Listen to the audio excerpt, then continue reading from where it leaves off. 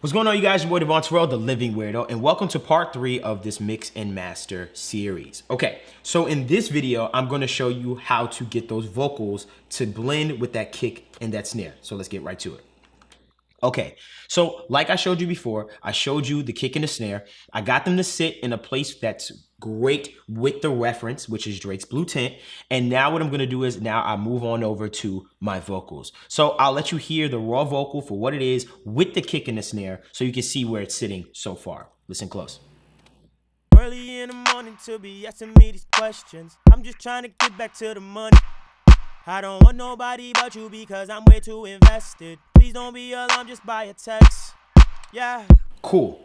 So let's get right to it. So now with the vocal, obviously we want to bring out a lot of things in this vocal right now because it feels like it's kind of dull. It kind of just sits behind the kick and the snare. So we're going to figure out how to make that work. First thing I like to do is I like to add a little bit of high end just so it can cut through the mix just slightly and I can actually hear it for the most part. I don't want it to be so dead and dull. So what I did was I added about a dB of gain at the 1000 am I correct? Excuse me, I'm sorry. Yes, at the 1000 at 1K. I added about a dB, which is a high shelf, so it gives me a bunch of brightness up top on the vocal. So listen to before and after. So without it. Early in the morning to be asking me these questions. I'm just trying to get back to the money. I don't want nobody but you because I'm way too invested. Please don't be alarmed just by a text. Yeah. So you immediately hear the difference. It adds some brightness to the vocal and it cuts through the mix slightly. Okay, now let's move along. So the next thing I actually add on this is a gate. I think that's self-explanatory. I'm really not going to go into the gate. All the gate does is noise in the background. Whenever the vocal is not there, it pretty much shuts off the sound. Long story short, I'll show you another tutorial on gates another time, but the gate is awesome. I love it. Okay, so now we're going to move on to the other stuff. So I have used a bus to bust this vocal out completely into another track because I wanted more space to work in. I want it to be fresh, and it lets me attack multiple vocals with one track. So just keep that in mind that is being sent out completely. The original vocal, not a copy, is being sent out to a whole other channel that I'm going to manipulate it from. So it's like the same thing as me having it on that channel as that channel. It's the same exact thing. So wrap your head around that. Okay, so first thing I like to do with this vocal is I like to add an EQ. And on this EQ, you can clearly see that I've added some mid-range and boosted some high end. So let me play that for you solo without the drums or anything like that. So the vocal by itself. Early in the morning to be asking me these questions. I'm just trying to get back to the money. I don't want nobody but you because I'm way too invested. Please don't be alarmed just by a text. Yeah, she a friend, not a hope. Why you going through my phone? Baby, she already know that I'm all you. Why we gotta argue? Dope. So it cleans up a lot of the muddiness of the vocal. You can see right here that I rolled off a lot of the low end. Typical thing, subtractive EQing at about 149 hertz. Rolled off a ton of low end on this vocal, added some mid-range around the 900 hertz to about 3000 kilohertz range, boosted that spot, which is mainly where our speech is intelligible as far as where our voice is. When you listen on the telephone, mostly what you're hearing is about that 900 to 3000 kilohertz range. That's what you're hearing. That's our speaking range. Or 4,000. And then I'm adding some more EQ at the top end at about 10,000 kilohertz. Now I know what you're saying. Wow, I'm adding a lot of high end to the vocal, a lot of shelving. You're gonna see how I combat that coming down the line. Remember, I'm listening to the Drake song and I'm referencing it, and I'm getting it to sound similar to that. So this is where this guide is coming from. Every mix is different. Cool. Next thing I'm gonna do, and I wanna give a disclaimer for this one. The sound of modern day hip hop and music in general changes, okay? How you compress the vocal 20 years ago is not the sound of how most vocals are compressed today, as far as commercial records that you hear on the radio and stuff like that. So this technique that I'm doing is an extreme case, and you do this on a case-by-case basis. But if you want those punchy, really, really upfront, wide, big vocals, kind of how this Drake record sounds and other similar records, then this is my method of achieving it. And you're gonna think I'm crazy, but just stick with me through it all, okay? It's gonna get better and better as we go. So I'm gonna add an extreme amount of compression to this. Literally, it's going to go to about 13 dB of gain reduction. I have the attack set at 5.8, and that's about a fast to medium attack. And then I have literally a 173 release, which is a medium release. So listen to this before and after. I'll pop it in and out. Early in the morning to be asking me these questions. I'm just trying to get back to the money. I don't want nobody but you because I'm way too invested. Please don't be alarmed just by a text. Yeah, she a friend, not a hope. Why you going through my phone? Baby, she already knows. So you can hear nothing is getting through. It's literally stopping all that stuff in this track. Literally, our audio transients and quiet parts are meeting each other. And that's what this compressor is doing. It's giving me a really hard compressor that's giving me a very tight vocal. Transients are still cutting through, and I'm going to bring a lot of that stuff back. But I need that tight vocal in order for those transients to not seem to pop out at you, and those quiet parts to sound a lot louder, so it feels like a bigger, punchier vocal. I'm gonna bring those dynamics back. Give me a chance. Okay. Now, next thing I'm gonna do is I'm gonna add a multi-band compressor. What a multi-band compressor is, if you don't know, basically it allows me to do the same thing as a compressor, only it actually attacks specific frequency ranges. So I can say, hey, compressor, only compress 1 kilohertz to 4 kilohertz this way, and then 7,000 to 10,000 kilohertz this way. So that's basically what this multi-band compressor is.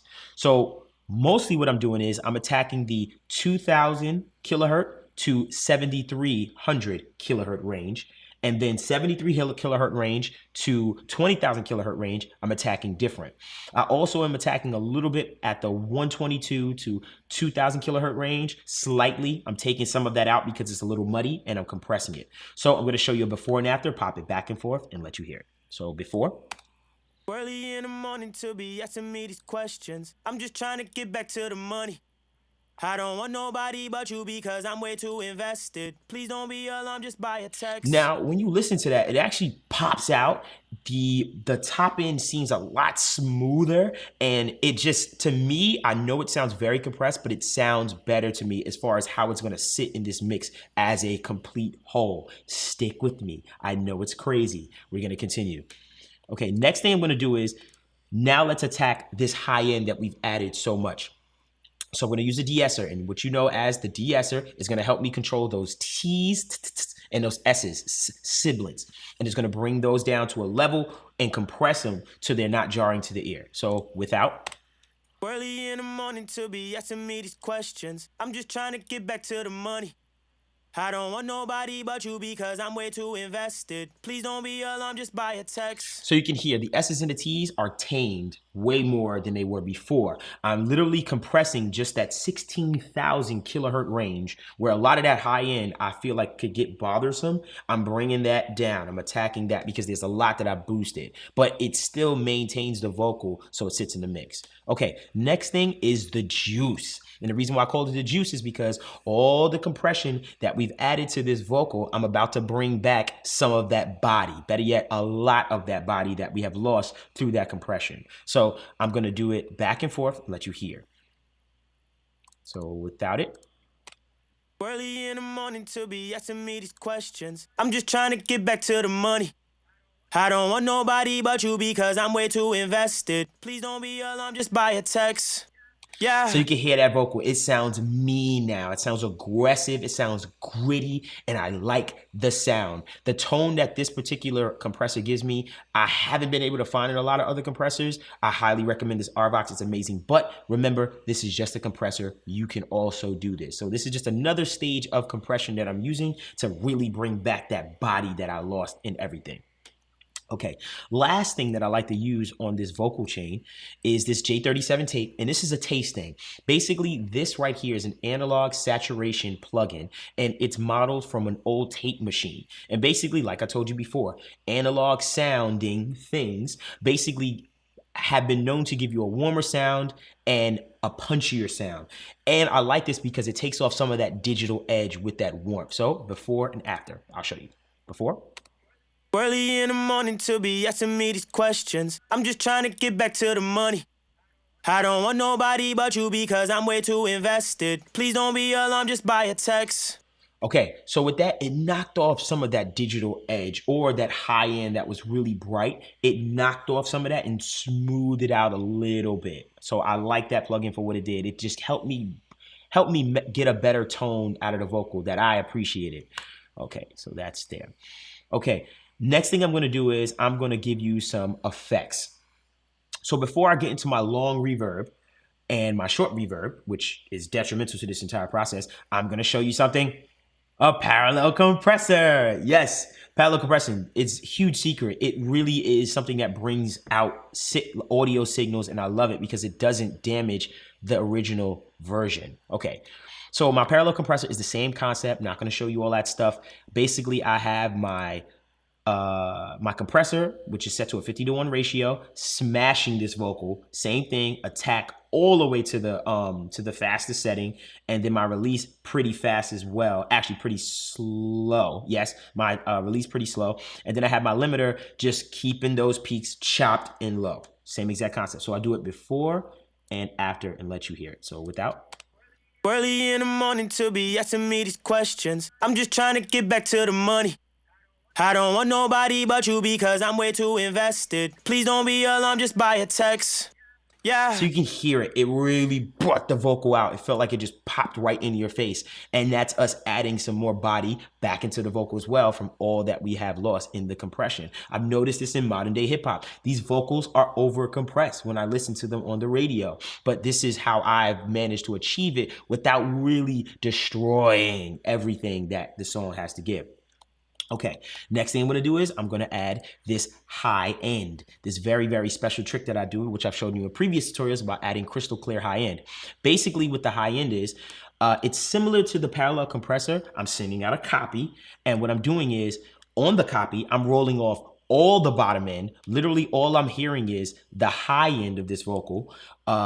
What you can see right here is boosted at the 10,000 kilohertz range at 8.2, an extreme amount. Remember, this is to blend. This is not going to be the original. This is just to blend. So this is extreme. Then I have the De-Esser on this chain, which is at about 4,200 kilohertz, which is combating that bright high range that we have just boosted out of the world. Then we have an R compressor, which we are controlling those peaks of that high end since we brought so much out, where once again it's like the De-Esser, and then we're using a compressor just to control those peaks again. You see it, the compressor is set to the fastest attack and a very slow release to really brick it, to make it a brick. Literally nothing is really cutting through. And then we have a limiter for an extra step of it not cutting through, but it also adds a little bit more character to the sound and brings it up to the top. Then I have this H delay. And what the H delay is going to do is it's going to make it feel like it's dancing. That bright sound is going to feel like it's dancing. So just a slight amount of the H delay, it's feel like it's dancing. If you want to see an in-depth tutorial on how I do this right here, you can go on over to the tutorial. It's called Crystal Clear High-End Vocals, and you can see this in depth. But for the sake of this tutorial, I'm just showing you the breakdown, and then I'm going to show you how I blend it in. Okay, cool. So now I'm going to do it before and after and let you hear how it sounds with and without the high end. Without. Early in the morning to be asking me these questions. I'm just trying to get back to the money. I don't want nobody but you because I'm way too invested. Please don't be alarmed, just buy a text. Yeah. So you hear the brightness of that vocal increase, but not in a sense where it feels like it's just killing your ears and feels like shrilly. It's an easy way just to get some brightness into the vocal without killing the actual sound. And you can see I blended it in, not much for this song, just a little bit to taste. I'm referencing the Drake record.